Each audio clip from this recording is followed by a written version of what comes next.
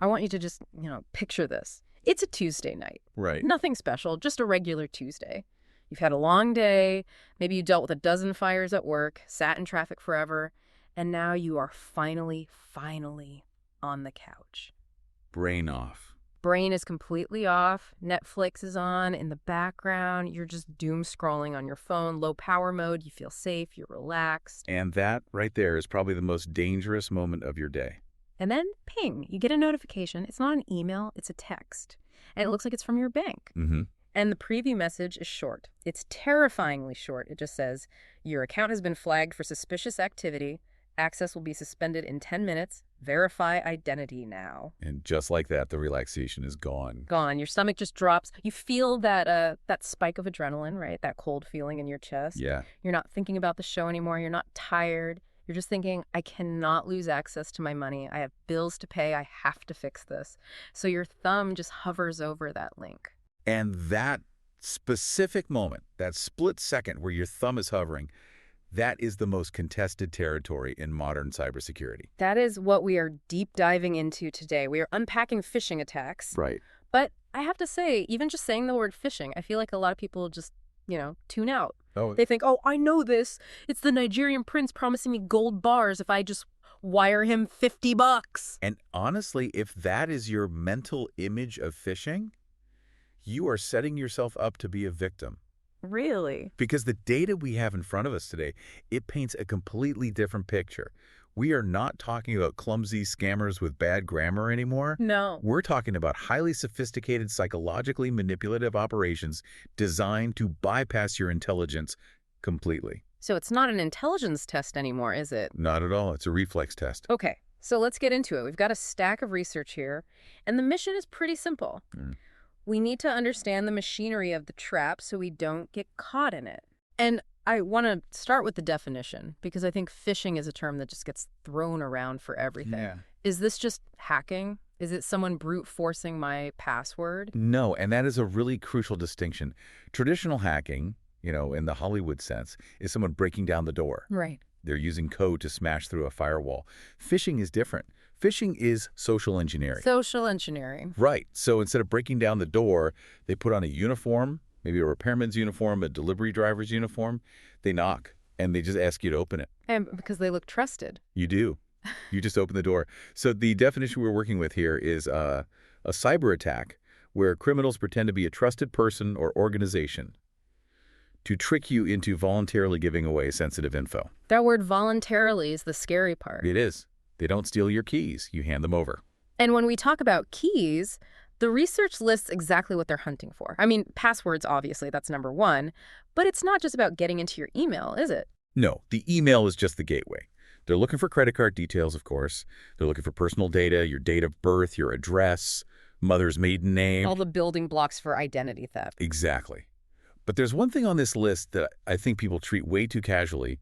Verification codes. The little 6-digit codes, the 2FA texts. Those.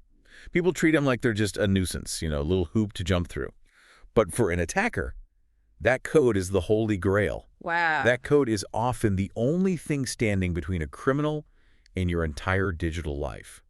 If they can trick you into typing that into a fake website or reading it to them, game over. You've just bypassed your own security system for them.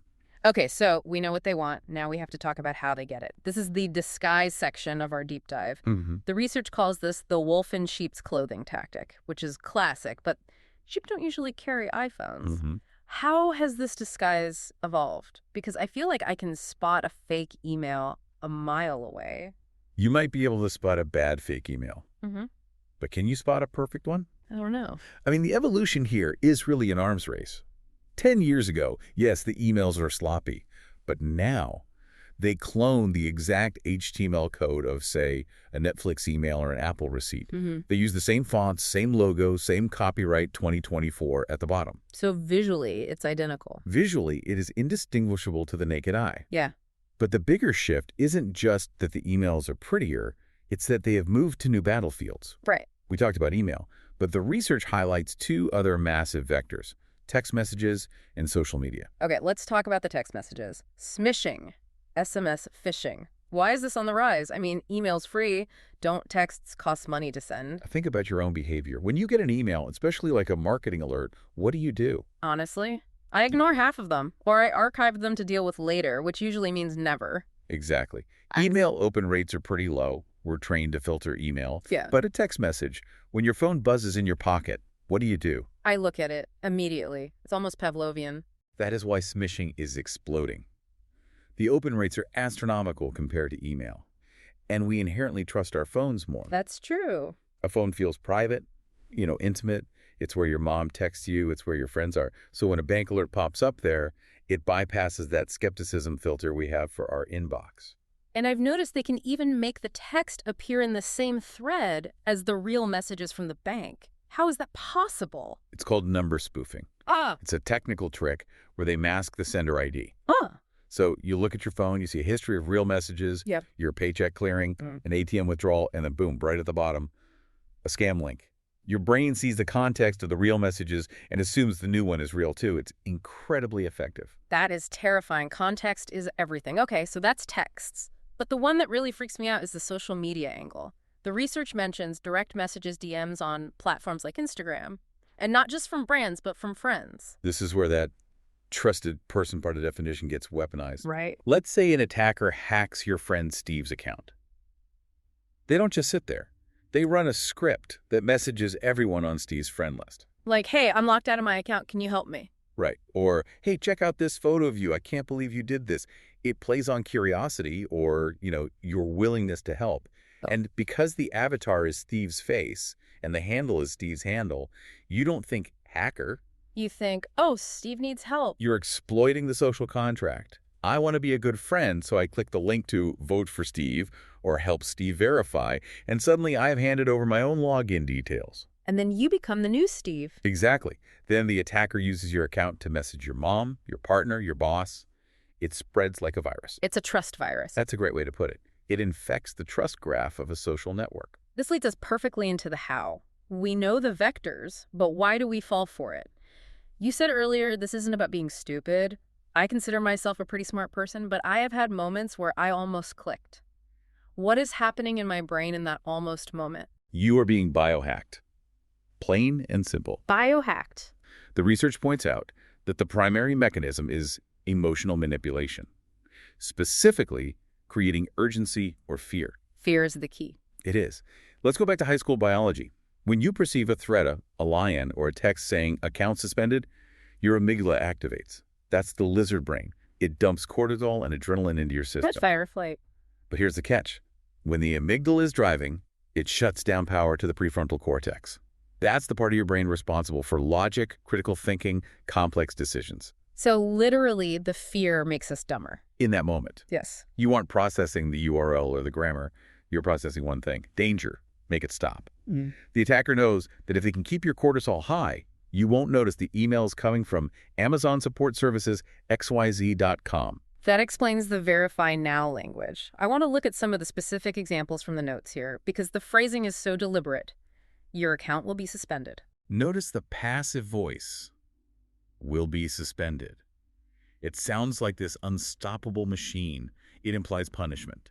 And the only way to stop it is to comply immediately. Here's another one, fake password reset. This one is so clever because it plays on your responsibility. You think, oh no, I need to be secure. I should reset my password to be safe.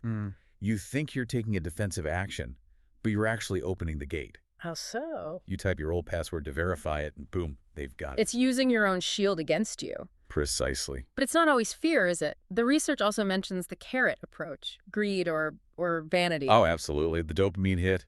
You've won a prize. You've been selected for a brand deal. You are eligible for a blue check mark. That one's huge right now. It targets your desire for status. If you've been working for years to build a following and you get a DM saying you're finally eligible for verification, click here, the excitement just overrides the caution. You want it to be true. You want it to be true so badly that you ignore all the red flags. So whether they use cortisol, the fear, or dopamine, the excitement, the goal is the same. Override the logic center. Keep the victim reacting, not thinking. It's a hack of the human operating system. That's the core strategy. Okay, let's play out the worst case scenario. Because I think we sometimes stop at, oh, I got hacked, that sucks, let's make this real. I'm tired. I get the text. I panic. I click. I type in my password. What happens next? Well, ideally for the attacker, nothing happens immediately on your end. You might get redirected to the real website so you don't suspect anything. But behind the scenes, the clock has started. Cool. Minute 1, their bots test your credentials. If they work, they immediately change your password. So I'm locked out. You're locked out. And they probably change their recovery email and phone number too. So you can't even ask for help. You're a ghost in your own account. Whoa. Hour 1, they start downloading your data, your DMs, your photos, your contacts. Everything. Day 1. If it's an email account, they start searching for bank, statement, tax return. They use your email to reset the passwords for your other accounts. Right, because if you control the email, you control everything. It's the skeleton key. And then week 1, they might not even steal your money yet. They might apply for a credit card in your name with the data they found, or message your friends asking for emergency loans. And the research mentions identity theft as the long-term consequence. This isn't just a bad week. It could be a bad year. It can be. Fixing your credit after someone's taken out loans in your name can take years of paperwork. It is a nightmare. And that's not even touching on the direct financial loss. Or the malware aspect. The notes say sometimes you don't even have to type anything. Right. Drive-by downloads. If your browser is out of date, just landing on a malicious site can be enough to install spyware. Then they don't need your password. They can just record your keystrokes later. Okay, I am sufficiently freaked out. The stakes are huge. We're talking money, memories, reputation. So let's pivot. Let's talk about this solution. How do we fight back? Right. The research gives us a shield. But please tell me it's more than just don't click links, because that feels like telling someone don't get the flu. Don't click is good advice, but it's incomplete. You need a strategy. And the most powerful tool you have is actually completely analog. It's the pause. The pause. Remember the biology. The attacker needs you to react in 2 seconds. If you could just wait 2 minutes, their advantage evaporates. So when I get that emergency text, Put the phone down. Literally, put it on the table. Take a breath. Let the cortisol flush out. Once your brain is back online, you can start the investigation. okay, so be a detective. What am I looking for? The details. If it's an email, hover over the sender's name. Does it say support@bankofamerica.com? Or does it say support@securealert123.net? Right. Or, and this is so common, is it just a Gmail address? I'm assuming legitimate corporations do not use Gmail for customer support. They absolutely do not. If Netflix is emailing you from netflixhelp@gmail.com, it is a scam 100% of the time. And for the links themselves? Don't just tap. On your phone, long press the link to see where it's actually going. Does the URL match the company? And if I'm still not sure, like what if it looks real and I am worried my account is suspended? Then go to the source. Never ever use the link in the message. Close the message, open your web browser, type in bankofamerica.com yourself, or open your banking app directly. If there's a real problem, there will be a real notification waiting for you inside the real app. That makes so much sense. Don't let them drive. You drive. Now there's a crucial rule in our notes here. Never share passwords or one-time codes. This is the golden rule. We need to tattoo this on our foreheads. No legitimate organization will ever ask you to text them a verification code. Ever. Never. Not your bank, not Google, not Microsoft. Those codes are for you to type into a website. If a human being or a chatbot asks you to read back the code sent to your phone, it is a scam. Hang up. Delete the email. That is a hard line in the sand. Ah, I like that. So what about the technical layer? Two-factor authentication, 2FA. The research says enable it. But are all 2FAs created equal? Great question. And no, they're not. Any 2FA is better than none. It just means if they steal your password, they still can't get in. Right. But SMS 2FA, the text codes, is good, but it's not the best. As we talked about, SIM cards can be swapped, phone numbers can be spoofed. So what's better? If you want to be really secure, use an authenticator app, like Google Authenticator or Duo. The apps that generate the codes right there on your phone. Right. Those are much, much harder to intercept because the code isn't traveling through the phone network. It stays on your device. So if you have the option in your settings, always choose Authenticator app over SMS. That's a great tip. And finally, the research says to report and delete. Yeah, don't just delete it, report it. In Gmail, there's a report phishing button. On an iPhone, you can hit report junk. This helps the algorithms learn to block these for everyone. You're contributing to herd immunity. Exactly. And then delete it. Get that toxic waste off your device so you don't accidentally click it 3 months from now. So let's recap the journey here. We've gone from the couch to the dark web and back. Phishing is not just sloppy emails anymore. It's a sophisticated industry of mimicry. It's impersonation. Yeah. It's criminals wearing the digital uniforms of the people we trust. Banks, brands, our friends. And the battleground has expanded. It's in our texts, it's in our DMs, it is everywhere we communicate. And the weapon isn't code, it's psychology. Fear and urgency. That is the engine. They hijack your amygdala to bypass your critical thinking. They need you to be fast.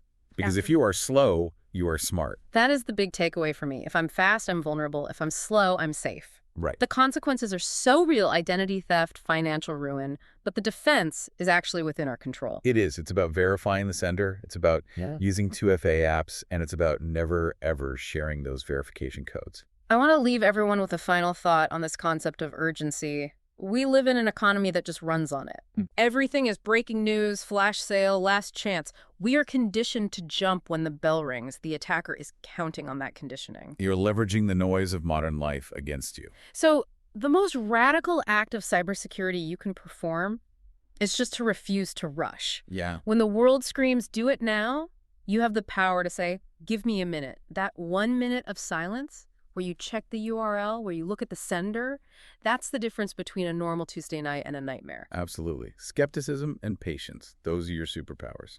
So next time your phone pings with a crisis, just take a breath. It's probably a trap. Thanks for diving deep with us. Stay safe out there. Watch your inboxes, everyone.